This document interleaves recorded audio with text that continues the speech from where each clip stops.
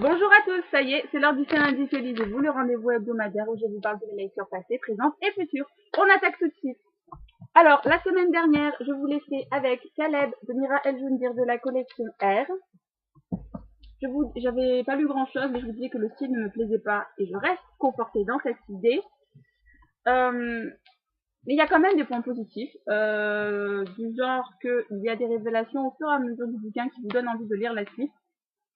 Et je trouvais super intéressant. Sinon, que dire, je suis un peu plus express parce qu'en fait, je viens de recommencer, j'ai déjà essayé de tourner la vidéo une fois et je blablatais trop. Alors donc, que dire pour être plus concise. Ce que j'ai pas aimé, c'est que l'auteur met différents points de vue en place dans sa narration, et je sais pas si c'est français ce que je viens de dire, mais je pense que vous comprendrez. Et qu'il y a que d'une ligne à l'autre, on passe d'un point de vue d'un autre personnage, il n'y a aucune transition. Il n'y a pas par exemple de suite de paragraphe ou des trucs comme ça. J'ai trouvé ça space. Le roman est structuré en 4 ou 5 parties. J'ai pas trop compris pourquoi. Bon, ça c'est peut-être moi aussi parce que j'ai mis 1 semaine et demie à le lire. Donc c'est peut-être pour ça que j'ai un peu décroché au fur et à mesure. Mais voilà, que dire. Des révélations tout au long du livre qui vous donnent envie de lire la suite. Je viens de le dire, mais vraiment, ça vous donne envie de savoir ce qui va se passer et tout. Malgré le fait que l'écriture ne me plaise pas. Donc voilà. Que dire. Alors, sur le ruban du bouquin, on vous dit directement, c'est si bon d'être mauvais. Le livre est déconseillé pour les moins de 15 ans. Moi, j'aurais pu le lire avant. Après, ça dépend comment vous êtes dans votre tête, hein. Mais je comprends qu'il soit déconseillé moins de 15 ans. Il y a de la violence physique, psychologique. Il y a du sexe, mais je m'attendais à beaucoup moins. Je dois être perverse dans ma tête parce que, vu tout ce que j'avais vu comme vidéo sur internet, je m'attendais à pire. Les scènes sont pas expliquées. Enfin, je suis habituée de Bitly, c'est peut-être pour ça, mais j'ai pas trouvé qu'il y avait autant de sexe que ça. Certes, c'est un livre jeunesse, mais vu que c'est prévenu dessus, c'est interdit aux moins de 15 ans, je sais pas. Ouais, je le conseille pas aux moins de 15 ans, mais si vous avez envie de vous traumatiser ou quoi, lisez-le. Bon, j'exagère. Donc voilà, je pense tout de même pas lire la suite. Enfin, j'hésite. Parce qu'en fait, ça m'énerve parce que j'aime pas le style. J'aime pas. J'ai eu du mal à rentrer dedans, à le lire et tout. Je me suis un peu forcée. Et évidemment, à la dernière page, il y a encore plus des révélations qui vous donnent envie de lire la suite. Parce qu'il y a une prophétie, il y a plein de personnages qui découvrent, qui ont des pouvoirs, il n'y a pas que Caleb et tout. C'est une espèce de X-Men, ce bouquin, en fait, avec des gens avec différents pouvoirs. L'univers m'intrigue. J'ai envie de savoir la suite, mais l'écriture me bloque, me freine beaucoup. Donc, je sais pas. Déjà, celui-là, c'est mon ami qui me l'a gentiment prêté. Mais, à voir. C'est un avis mitigé, mais plus vers le positif que vers le négatif. Voilà. Je suis désolée, j'essaie d'être concise parce que, comme d'hab, je dois partir. Donc voilà, alors qu'ai-je lu? J'ai lu une série manga. J'ai lu les 8 tomes de la série Happy Mariage de Maki Endoji, édité chez Kaze. C'est l'histoire d'une jeune femme de 22 ans qui s'appelle Chiwa, qui va devoir passer un contrat et se marier avec un mec qu'elle ne connaît absolument pas, qui est beau gosse, attention, hein, parce que c'est pas un manga sinon. Mais en fait, il va s'avérer que c'est son patron. Parce qu'elle n'a jamais vu son patron, parce que c'est une très très grande société dans laquelle elle bosse. Et en fait, c'est son patron. Et plein de comiques de situations, de quiproquos. Étant donné que la fille est complètement inexpérimentée, elle découvre tout.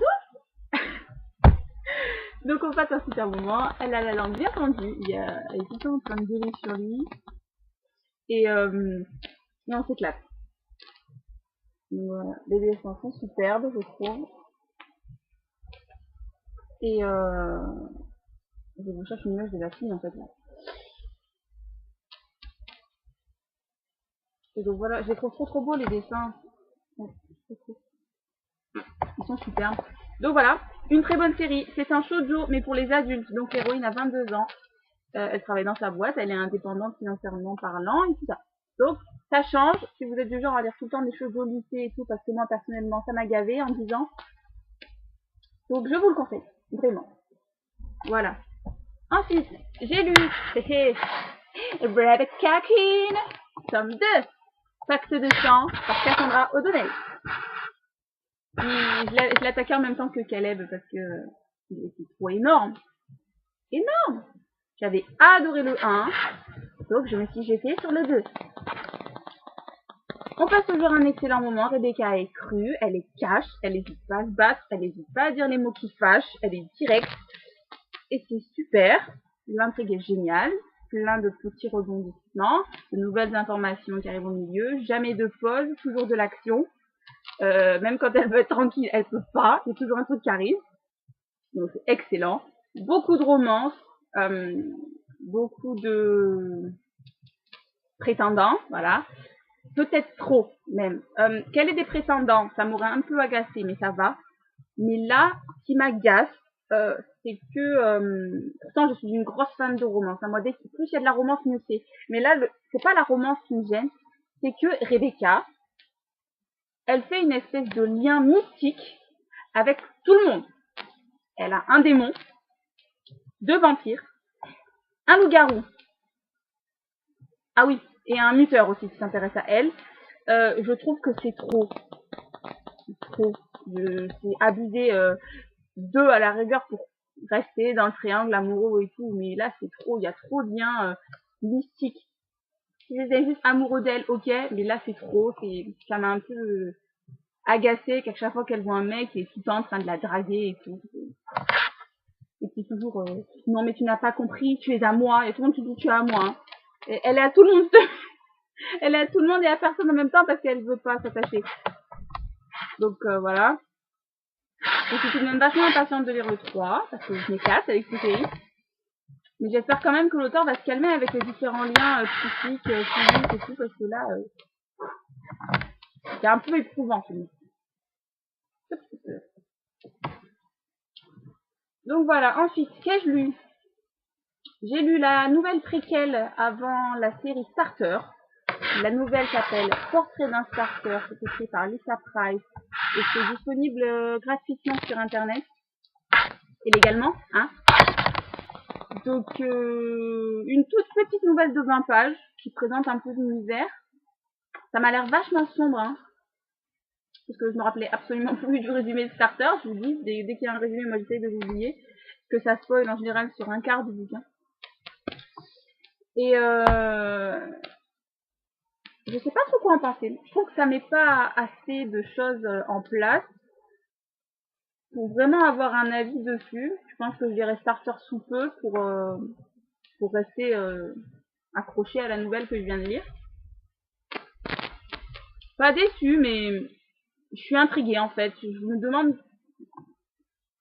En fait, ça m'a l'air de se passer avant le livre. Enfin, au niveau du début du livre, on a le point de vue d'une autre personne que l'héroïne du livre principal. Mais je sais pas. Je dirai Starter et je verrai. Voilà. Mais c'est génial ce que je vous dis. Ça va absolument rien dire. Donc voilà, ensuite, je regarde. Non, j'ai plus rien à vous montrer. En fait, je retourne la vidéo parce que j'avais oublié de vous présenter plein de choses. En fait, ça, je recommence. Après, hier soir, après avoir fini Portrait d'un Starter, j'ai décidé, et d'une certaine manière je le regrette maintenant, de lire La Sélection des Tirakas dans la collection R. Et c'est une bombe ce livre. Ça dépend de vos goûts. Si vous cherchez de l'action, c'est pas là qu'il faut se tourner. Beaucoup de personnes comparent ça à Hunger Games par rapport au thème principal de la critique de la télé-réalité. Mais il n'y a rien à voir. Dans Hunger Games, ils s'entretuent. Là-dedans, elles se préoccupent de leur toilette, de leur maquillage, de leurs bijoux. Elles pensent qu'au prince. Enfin, c'est un style complètement différent. Franchement, on dirait trop. Enfin, on dit que c'est de la dystopie, mais c'est très léger selon moi. Attends. À me voir, on dirait que je n'ai pas aimé ce bouquin. Attention, je précise, je l'ai adoré. Je l'ai commencé à 8h, à minuit, il était fini. Hein.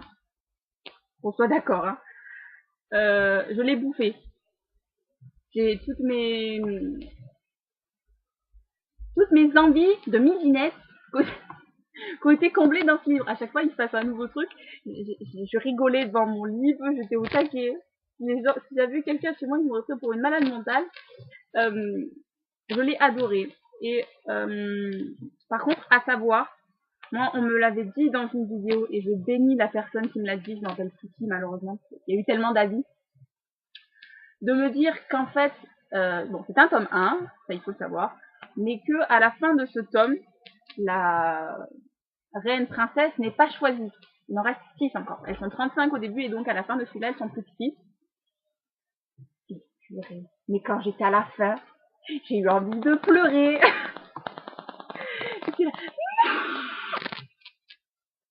Vous avez eu la version soft. Beaucoup de romans. Un triangle amoureux au cinéma absolument pas gêné parce que léger. En fait, on a le premier qui arrive, qui est là au début et à la fin. Il y en a un qui est là donc presque tout le livre.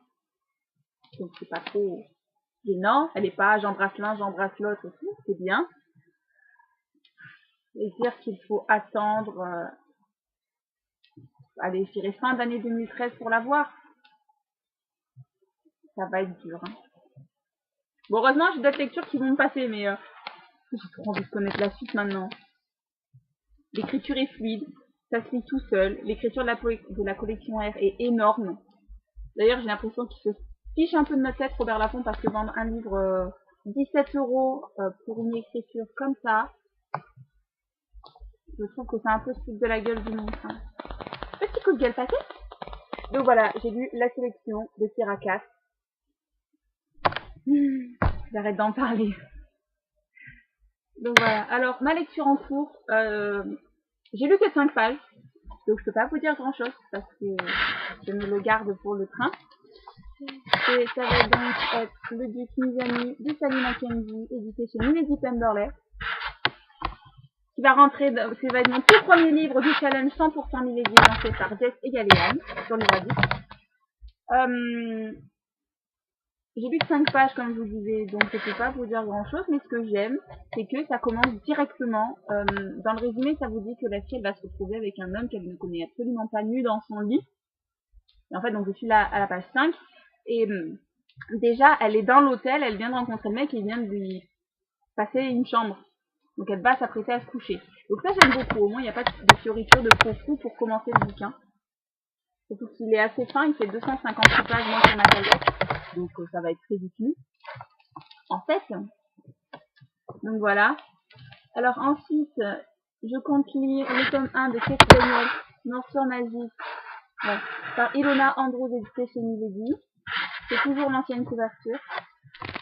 Et malgré le fait que tout le monde dit que l'univers est assez complexe, qu'il faut lire et tout, machin, je vais tenter ma chance et j'espère qu'il va me plaire. Donc voilà, je pense avoir fait le tour. Et vous, qu'est-ce que vous avez lu cette semaine? En cas, si vous faites des vidéos, laissez-moi un lien en dessous pour que j'aille les voir. Si je ne suis pas déjà abonnée à votre chaîne, hein, parce que je suis quand même abonnée à pas mal de chaînes. Et donc, je vous laisse et je vous dis à bientôt pour une nouvelle vidéo. Ciao!